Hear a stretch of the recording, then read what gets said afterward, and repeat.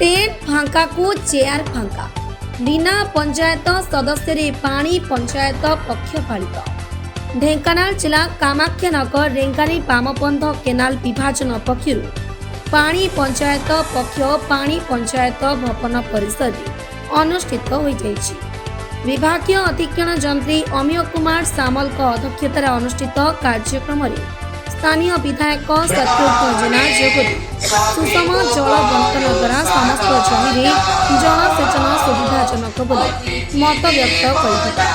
BJP जिला सभापति रासबिहारी बेहरा जोगदी चाषी माने संगठित माध्यम जलसेचन प्रक्रिया सामिल होगा सकाशे परामर्श देथिले एथिरे पानी पंचायत सदस्य नगण्य थिबा साधारण रे चर्चा हेउछि। सरकार आज कोन चाहूची ए सरकार होउची लोकमान को सरकार लोक माने केमिति सब प्रकार सुविधा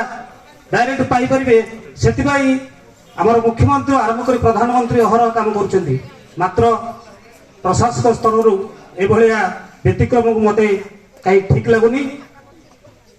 ताको अनुरोध करछि से जेतबळे भी जहा करिवे तार गोटे प्रस्तुति बैठक करी कार्यक्रम करंतु निश्चिंत सफल हबो। भारत माता की जय। बंद कामाख्यानगर विष्णु प्रसाद सेठी का रिपोर्ट मंचदूत खबर।